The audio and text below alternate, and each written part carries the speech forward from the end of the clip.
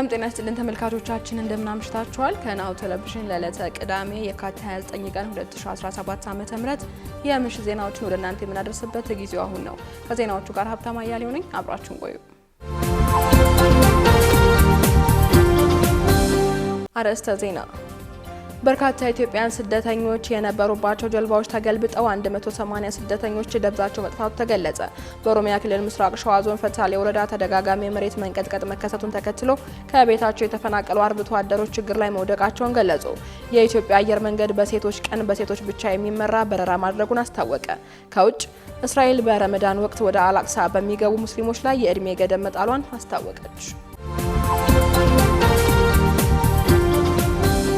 ወደ ዝርዝሮቹ እናልፋለን። አብራችሁን ቆዩ።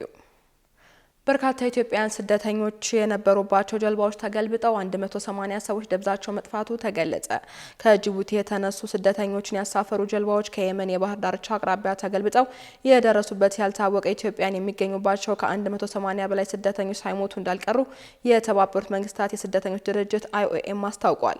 አደጋ የደረሰባቸው ጀልባዎች ከአፍሪካ ቀንድ ሀገራት ተነስተው የተሻለ ሕይወትን ፍለጋ ወደ መካከለኛው ምስራቅ እንዲሁም የባህረ ሰላጤው ሀገራት በህገ ወጥና በአደገኛ መንገድ ለመሻገር የሚሞከሩ ስደተኞችን ያሳፈሩ ነበሩ። በጀልባዎች ላይ ተሳፍረው የነበሩና ደብዛቸው የጠፋ ስደተኞችም የየትኞቹ ሀገራት ዜጎች እንደሆኑ ድርጅቱ የገለጸው ነገር ባይኖርም አሶሲኤትድ ፕሬስ ግን አብዛኞቹ ኢትዮጵያውያን መሆናቸውን ዘግቧል። ከየመን የባህር ዳርቻ ከመድረሳቸው በፊት ከተገለበጡ ጀልባዎች መካከል አንዷ 31 ኢትዮጵያውያን ስደተኞችና 3 የየመን የጀልባ ሰራተኞችን አሳፍራ እንደነበር የአሶሲኤትድ ፕሬስ ዘገባ አመላክቷል። በዚህም አደገኛ ባህር በኩል በተደጋጋሚ ለመሻገር የሚሞክሩትና ቀደም ሲል በደረሱ አደጋዎች ሰለባ ከሆኑት መካከል በአብዛኛዎቹ ኢትዮጵያውያንና ሶማሊያን መሆናቸው ይታወቃል። የአይኦኤም ቃል አቀባይ እንደተናገሩትም ሐሙስ ዕለት የመን ባህር ዳርቻ ከመድረሳቸው በፊት ከተገለበጡ ጀልባዎች ከተረፉ 2 ሰዎች ውጪ 181 ስደተኞችና 5 የየመን የጀልባ ሰራተኞች የደረሱበት አልታወቀም ብለዋል።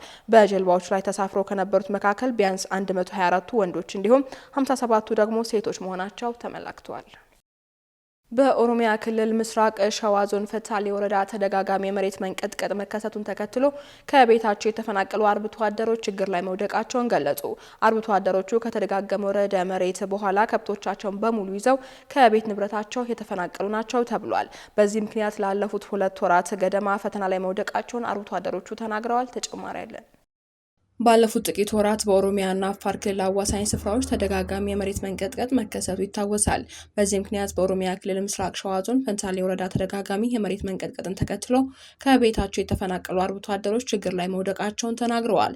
አርብቶ አደሮቹ ከተደጋገመው ርዕደ መሬት በኋላ ከብቶቻቸውን በሙሉ ይዘው ከቤት ንብረታቸው ለመፈናቀል ከተገደዱ ወዲህ ላለፉት 2 ወራት ገደማ ወደ አስፋልት ዳር በመጠለያ ቢሰበሰቡም በሁለት ነገሮች መፈተናቸውን የገለጹት የአርብቶ አደሮቹ ችግርም በቂ የምግብ ድጋፍ አለመቅረብና እየበረታ በመጣው የበጋ ሀሩር በቂ መኖ የማያገኙ ከብቶቻቸው እያለቁባቸው መሆኑን አስታውቀዋል።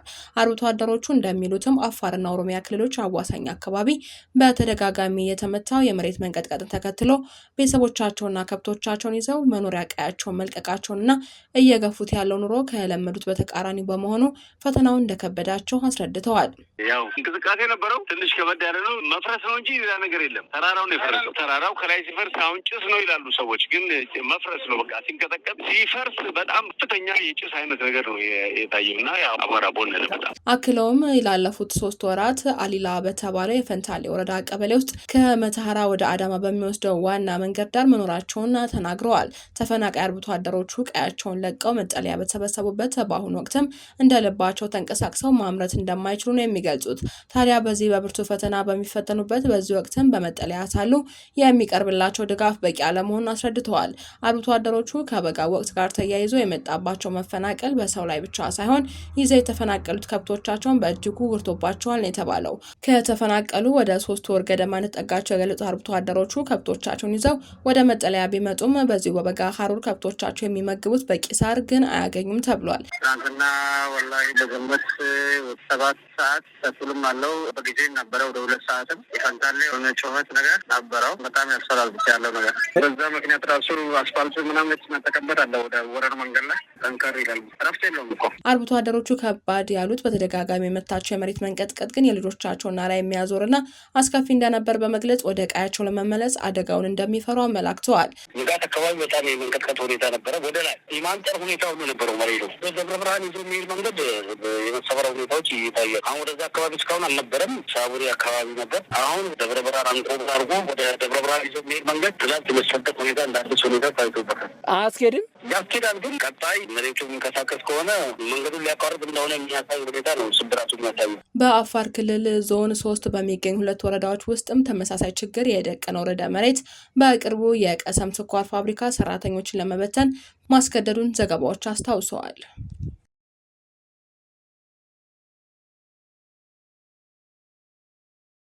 የኢትዮጵያ አየር መንገድ ዓለም አቀፉን የሴቶችን ቀን በማስመልከት በሴቶች ብቻ የሚመራ በረራ ማድረጉን አስታወቀ። የኢትዮጵያ አየር መንገድ ዓለም አቀፉን የሴቶች ቀን ምክንያት በማድረግ በሴቶች ብቻ በሚመራ በረራ ለ9ኛ ጊዜ እንደሚያደርግ አስቀድሞ አስታውቋል። አየር መንገዱ ከትላንት የካቲት 28 ቀን 2017 ዓ.ም ምሽት ጀምሮ ወደ አቴንስ፣ ሳኦ ፖሎ፣ ኒው ዴልሂ፣ ዊንድ ሆክ፣ ዱባይና ባህር ዳር በሴቶች ብቻ በሚከናወን በረራ ቀኑን በድምቀት እንደሚያከብር አስታውቋል። የኢትዮጵያ አየር መንገድ ቀኑን የሴቶችና ማህበራዊ ጉዳይ ሚኒስትር ዶክተር ኤርጎጌ ተስፋዬን ጨምሮ የአየር መንገዱ ሰራተኞች፣ ሚኒስትሮች፣ አምባሳደሮችና ጥሪ የተደረገላቸው እንግዶች በተገኙበት በድምቀት አክብሮ ውሏል። በዛሬው ዕለትም በዓለም አቀፉ ደረጃ የሴቶች ቀን ማርች 8 ተከብሮ ውሏል። ይህ ዓለም አቀፍ ቀን በኢትዮጵያ በቀደሙ ጊዜያት ሲከበር የቆየ ሲሆን በሀገሪቱ የሴቶችን እኩልነት እንዲረጋገጥ፣ መብቶቻቸው እንዲከበር እንዲሁም የሴቶች የመሪነት ተሳትፎ እንዲጎለብት ንቅናቄ ሲደረግ ቆይቷል። የሴቶች የመማር መብቶቻቸው እንዲከበሩ እንዲሁም ከማንኛውም አይነት ጾታዊ አካላዊ ጥቃት እንዲጠበቁ ንቅናቄ ሲደረግ መቆየቱ የሚታወስ ነው። ኦሮሚያ ክልልን እንደ ሀገር የመመልከትና ሀገር ለማድረግ የሚደረግ እንቅስቃሴ ሀገርን ጦርነት ውስጥ የሚያስገባ በመሆኑ ሊቆም እንደሚገባ ኢህአፓ የፖለቲካ ፓርቲ አሳሰበ። ፓርቲው ይህንን ማሳሰቢያ የሰጠው በቅርቡ በኦፌኮና በኦነግ መካከል የተደረገውን ውይይት አስመልክቶ ለጣቢያችን በሰጠው አስተያየት ነው። የኦሮሚያ ክልል ጉዳይ ሌሎች ሀገር አቀፍ የፖለቲካ ፓርቲዎችንም ይመለከታል ሲሉ ከ3 የፖለቲካ ድርጅቶች ጋር በኦሮሚያ የሽግግር መንግስት እንዲመሰረት የተጀመሩ እንቅስቃሴዎች ተችተዋል። ኢህአፓ ክሎ መንግስት በጉዳዩ ላይ ዝምታውን መምረጡ ሀገሪቱን ቀውስ ውስጥ እንደሚያስገባ ከጣቢያችን ጋር ባደረጉት ቆይታ አክለዋል። ኤልዳና ታደሰ ተጨማሪ አላት። የኦሮሚያ ክልል ጉዳይ ሌሎች ሀገር አቀፍ የፖለቲካ ፓርቲዎች ይመለከታሉ ያሉ የፓርቲ ድርጅቶች ኦነግና ኦፌኮ በኦሮሚያ የሽግግር መንግስት እንዲመሰረት የሚያራምዱትን አቋም ነቅፈው ተችተዋል። አካሄዱንም ፍትህ አልባ የህገ መንግስታዊም ብለውታል። አዲስ አበባን የአንድ ክልል አድርጎ ማሰብና መጠየቅ ከቅዠትም ቅዠት ተለይቶ አይታይም ሲሉም ገልጸዋል። የእናት ፓርቲ፣ ኢህአፓ፣ መኢአድና አማራ ጊዮናዊ ንቅናቄ ኦነግና ኦፌኮ ከሳምንታት በፊት በኦሮሚያ ክልል የጋራ የሽግግር መንግስት እንዲመሰረት ከተለያዩ አካላት አደራ መቀበላቸውን በሚመለከት ያራመዱትን አቋም ተቃውመዋል። አራቱ የፓርቲ ድርጅቶች በጋራ በወጡት መግለጫ የሽግግር መንግስት በተናጠል በክልል ደረጃ ሊሰጥ አይችልም ብለዋል። የሁለቱ ፓርቲዎች አቋም ክልሎችን ከክልሎች ጋር የሚያጋጭና ለኢትዮጵያ አደጋን የሚያስከትል ነው ያሉት አራቱ የፖለቲካ ድርጅቶች ሁኔታው እሳት ላይ ቤንዚን እንደማርከፍከፍ የሚቆጠር ነው ሲሉም ነቅፈዋል። አራቱ የፖለቲካ ድርጅቶች የታሰበው የሽግግር መንግስት ጥያቄን ችግር ውስጥ የሚያስገባ እንጂ መፍትሄ የማያመጣ እንዳልሆነም በመግለጫቸው ጠቅሰዋል። የኦሮሞ ነጻነት ግንባርና የኦሮሞ ፌዴራሊስት ኮንግረስ አዲስ አበባ ውስጥ ከተለያዩ የክልሉ ሁኔታ ይመለከተናል ካሉ ተወካዮች ጋር ከተወያዩ በኋላ ወጡት በተባለው መግለጫ በክልሉ የሽግግር መንግስት ይመስረት የሚለውን ጨምሮ ተወያዮች የይገባኛል ጥያቄ ያነሱባቸው የኢትዮጵያ ክፍሎች ጨምሮ ስለመኖሩ መረጃ እንዳላቸው መኢአድ፣ እናት ፓርቲ፣ ኢህአፓና አማራ ጊዮናዊ ንቅናቄ ጠቅሰዋል። የኢህአፓ ምክትል ተቀዳሚ ሊቀመንበር መጋቢ ብሉ አብርሃም ሃይማኖት የኦሮሚያ ክልል እንደ ሀገር የመመልከትና ሀገርን ለማድረግ የሚደረገው እንቅስቃሴ ሀገርን ጦርነት ውስጥ የሚያስገባ በመሆኑ ሊቆም እንደሚገባ አሳስበው ይህን ጉዳይ በሚመለከት ለናሁ ቴሌቪዥን አስተያየታቸውን ሰጥተዋል። በክልል ደረጃ በየትኛውም መንገድ ሽግግር መንግስት አይቋቋምም። ሽግግር መንግስት ሊቋቋም የሚችለው በሀገር ደረጃ ነው። ኦሮሚያን እንደ ሀገር በመቁጠር ኦሮሚያ ላይ ሽግግር መንግስት እንዲካሄድ መጠየቁ ኮንነናል። ኦሮሚያ እንደ ሉዓላዊ ሀገር ተቆጥራ ዳር ድንበሩን የኦሮሚያን እንዲያስጠብቅ ነው ጥሪ የቀረበለት የኦሮሞ ነጻነት ሰራዊት። የሀገር መከላከያ ውስጥ ገብቶ እንኳን አልተባለም።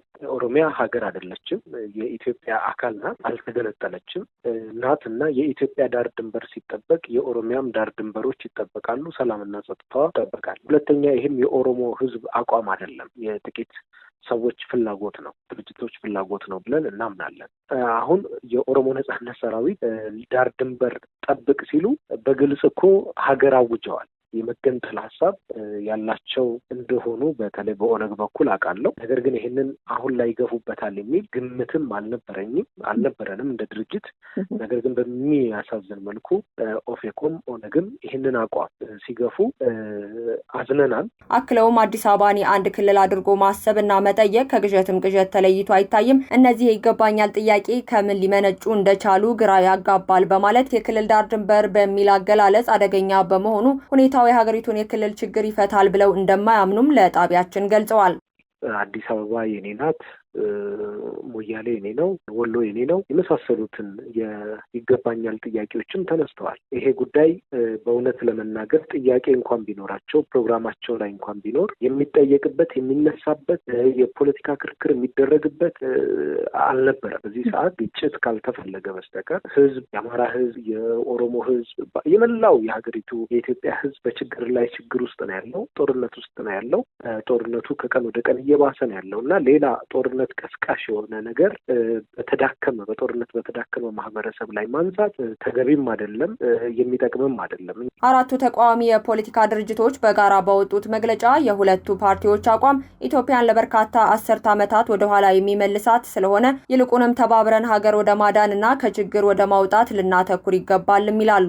የኢሃፓ ምክትል ተቀዳሚ ሊቀመንበር አክለውም መንግስት በዚህ ጉዳይ ላይ ዝምታን መምረጡ ሀገሪቱን ቀውስ ውስጥ እንደሚያስገባ አንስተው የመንግስት ይሁንታ እንዳለበትም ገልጸዋል። ይህን ጉዳይ መንግስት ያለ መንግስት ፍላጎት ይከናወናል የሚል እምነት የለም።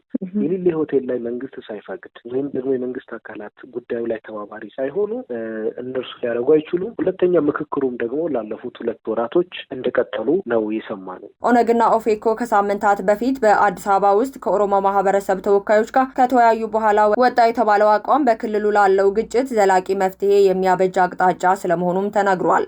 ሸልመናል። ባንካችን አቢሲኒያ ለ6ኛ ዙር የሸልሞ መርሃ ግብር ያዘጋጃቸውን ዘመናዊ የቤት መኪና፣ ማቀዝቀዣ፣ ብስክሌቶች፣ የልብስ ማጠቢያ፣ ላፕቶፖችና ስማርት ስልኮችን ለዕድለኛ ደንበኞቻችን አስረክበዋል። አንደኛ ሆነ ባለመኪና ብዙ ደስታ ተሰማኝ። ሽልማቱ የደረሰኝ ፍሪጅ ነው። ተሸላሚዎቻችን እንኳን ደስ ያላችሁ። ባንካችን አቢሲኒያ አሁንም በ7ኛው ዙር የሸልሞ መርሃ ግብሩ ልዩ ልዩ አጓጊ ሽልማቶችን በማዘጋጀት ልንሸልሞ መሰናዷችንን የጨረስን መሆኑን እናበስራለን። ስለዚህም በባንካችን በመቆጠብ በመመንዘር ከውጭ ከወዳጅ ዘመድ የሚላክሎትን የውጭ አገር ገንዘብ ከባንካችን በመቀበል በባንካችን የስዊፍት አድራሻ አቢሴታ በኩል ወደ ሂሳቦ ገቢ በማስደረግ እንደዚሁም የዓለም አቀፍ ካርዶችን በመጠቀም በባንካችን በመገበያየት በመርሃ ግብሩ ካዘጋጀናቸው አይነት ብዙ ስጦታዎች መካከል አንዱን የግሎ ለማድረግ ከወዲሁ ይዘጋጁ። አቢሲኒያ የሁሉም ምርጫ። እነሆ የምስራች!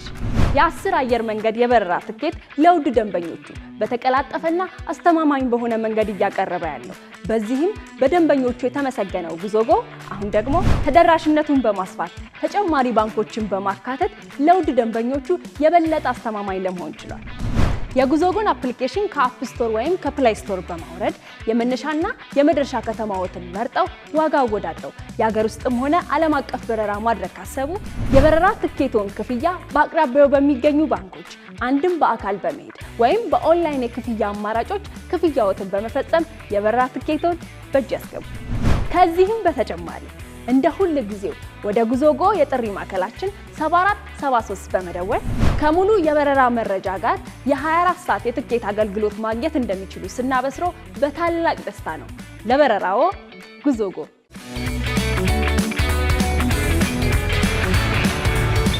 ወደ ውጭ ዜናዎች እናልፋለን። ኢራን ትራምፕ ልኬዋለሁ ያሉት ደብዳቤ እንዳልደረሳት አስታወቀች። በተባበሩት መንግስታት ድርጅት ተመድ የኢራን ቋሚ ተወካይ ሀገሪቱ ከአሜሪካው ፕሬዝዳንት ዶናልድ ትራምፕ ምንም አይነት ደብዳቤ አለመቀበሏን በትላንትናው ዕለት ገልጸዋል። የኢራን ዲፕሎማሲ ተልዕኮ ይህንን ያለው ፕሬዝዳንት ትራምፕ በኢራን ኒውክሌር ፕሮግራም ላይ ንግግር በሚጀመርበት ጉዳይ ለኢራኑ ጠቅላይ መሪ አያቶላ ኢላ ካሚኒ ደብዳቤ መላካቸውን መግለጻቸውን ተከትሎ ነው። ፕሬዝዳንት ትራምፕ ከፎክስ ኒውስ ጋር ባደረጉት ቃለ ምልልስ ከኢራን ጋር የኒውክሌር ስምምነት ላይ መድረስ እንደሚፈልጉና ለሀገሪቱ አመራር ደብዳቤ መላካቸውን ተናግረዋል። ፕሬዝዳንቱ አክለውም ለኢራን የተሻለ ስለሚሆን ቴህራን ንግግር ለማድረግ ተስማማለች የሚል ተስፋ አለኝ ብለዋል። ሌላው አማራጭ እርምጃ መውሰድ ነው ያሉት ትራምፕ ምክንያቱም ሌላ የኒውክሌር ጦር መሳሪያ እንዲኖረን አንፈቅድም ሲሉ ገልጸዋል። በ2015 ኢራን በኒውክሌር ፕሮግራም ላይ ገደብ እንድትጥልና በምትኩ ማዕቀብ እንዲነሳላት ከ6 የዓለም ሀያል ሀገራት ጋር ስምምነት መፈረሟ የሚታወስ ነው። ነገር ግን አሜሪካ በ2018 ከስምምነቱ በመውጣት ማዕቀቦቹን መልሳ በመጣሏ ምክንያት ኢራን የተወሰኑ የኒውክሌር ፕሮግራሞችን በድጋሚ እንድትጀምር አስገድዶታል። ኢራን የተወሰኑ የኒውክሌር ፕሮግራሞቿን ድጋሚ እንድትጀምር አስገድዷታል። ስምምነቱ በድጋሚ ለመጀመር የተደረጉ ጥረቶችም ስኬታማ ሳይሆኑ ቀርተዋል። በመጨረሻም እስራኤል በረመዳን ወር ወደ አላቅሳ በሚገቡ ሙስሊሞች ላይ የእድሜ ገደብ መጣሏን አስታወቀች። የእስራኤል በእስልምና እምነት ቅዱስ በሆነ የረመዳን ወር አርብ ቀናት ጥቂት እድሜያቸው ከ50 ዓመት በላይ የሆኑ ሙስሊሞችና ልጆቻቸው በወረራ ከያዘችው ዌስት ባንክ ወደ አላቅሳ መስጂድ ግቢ እንዲገቡ እንደምትፈቅድ የጠቅላይ ሚኒስትር ኔታንያሁ ቢሮ ገልጿል። ቢሮ ባወጣው መግለጫ ባለፈው ዓመት ተግባራዊ በሆነው አሰራር መሰረት ከአርብ ጀምሮ ውስን ቁጥር ያላቸው ሙስሊሞች ይገባሉ ብሏል። ወደ መስጂዱ እንዲገቡ የሚፈቀድላቸው ሰዎችም ከ55 ዓመት በላይ የሆኑ ወንዶች፣ ከ50 ዓመት በላይ የሆኑ ሴቶችና እድሜያቸው እስከ 12 ዓመት የሆኑ ልጆች ናቸው ተብሏል። ወደ መስጂዱ ለመግባት ሁሉም አማኞች ፍተሻ ይደረግባቸዋል ሲልም መግለጫው አክሏል። በእስራኤላዊ አረቦች ላይ ገደብ የለም ሲልም መግለጫው አክሏል። ሙስሊሞች ቦታውን ከመካና መዲና ቀጥሎ ሶስተኛው ቅዱስ ቦታ አድርገው ይወስዱታል። አላቅሳ ሁለት የሙስሊም ቅዱስ ቦታዎች ማለትም የድንጋይ ጉላትና በ8ኛው ምዕተ ዓመት የተሰራ አላቅሳ መስጂድን የያዘ ግቢም ስም ነው። የፍልስጤም ታጣቂ ቡድን ሐማስ ጥቅምት 7 2023 ድንበር ጥሶ በደቡብ እስራኤል ጥቃት ከፈጸመ በኋላ በተቀሰቀሰው ጦርነት ምክንያት የፍልስጤማውያን የረመዳን ወር ዋኔዎች ችግር ውስጥ ገብተዋል።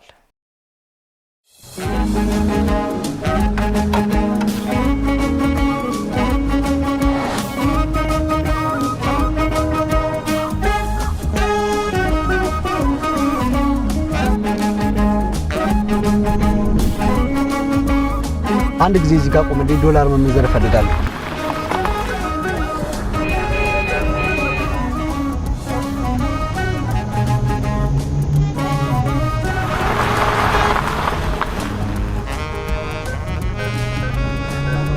ይሄ ነገር ምንድን ነው? ጤና ይስጥልኝ። ይህ በኢትዮጵያ የመጀመሪያ የሆነ የአቢሲኒያ ባንክ ቨርቹዋል ባንኪንግ ማዕከል ነው። ሂሳብ መክፈት፣ ገንዘብ ተቀማጭ ማድረግ፣ ቼክ መመንዘር እና ሌሎች በባንካችን መደበኛ ቅርንጫፎች የሚያገኟቸውን ሁሉንም አገልግሎቶች በዓላትን ጨምሮ በቀን ለ24 ሰዓት ሳምንቱን ሙሉ ማግኘት ይችላሉ። ወጣው እንዴ ብር አስከፍቼ ህይወትን ከነዘመናዊነቱ በአቢሲኒያ ባንክ። አቢሲኒያ ይሁን ምርጫ። ካሽጎ በየትኛውም ዓለም ሆነው በማንኛውም ሰዓት ለወገኑ የሚደርሱበት ፈጣን የገንዘብ መላኪያ ተከፈተሎ። ማስተርና ቪዛ ካርዶን በመጠቀም ከ5 እስከ 20 ዶላር የሚልኩበት አዲስ የገንዘብ መላኪያ መንገድ። ካሽጎን ለየት የሚያደርገው የትኛውም የገንዘብ ዝውውር በፍጥነት አገልግሎት ከመስጠቱም ባሻገር ለማንኛውም አገልግሎት ምንም አይነት ክፍያ አለመጠየቁ ነው። በሀገራችን ታሪክ ገንዘብን ከውጪ ወደ ሀገር ቤት በማስተላለፍ በመተግበሪያ መልክ አገልግሎት መስጠት የጀመረው የመጀመሪያው ሀገር በቀል የገንዘብ መላኪያ ዘዴ ካሽጎ ከ4500 በላይ ባሉ የባንክ ቅርንጫፎች አገልግሎት እየሰጠ ይገኛል። ገንዘቦን በሰኮንዶች ልዩነት ውስጥ ይፈልጉ በአካውንቶ ወይንም በእጆ ቆጥረው የሚወስዱበት ልዩ ዘዴ። በቅርቡ ሁሉንም ኢትዮጵያዊ ባለቤት ለማድረግ ጉዞ የጀመረው ካሽጎ ዛሬውኑ መተግበሪያውን በስልኮ ላይ በመጫን የአገልግሎቱ ተጠቃሚ ሆኑ። ፍጥነት መለያችን፣ ኢትዮጵያን መክፈቻችን፣ ካሽጎ ነው መላኪያችን። ካሽጎ የአዲሱ ትውልድ ብራንድ። ተመልካቾቻችን ከናሁ ቴሌቪዥን ለዕለተ ቅዳሜ የካቲት 29 ቀን 2017 ዓ.ም ለምሽት ያዝነላችሁ ዜናዎች እስካሁኖች ነበሩ። ዜናዎችን ወደ እናንተ እያደረስኩ አብሬያችሁ ቆየሁት። ሀብታማ እያሌው ነበርኩኝ። ሰናይ ምሽት።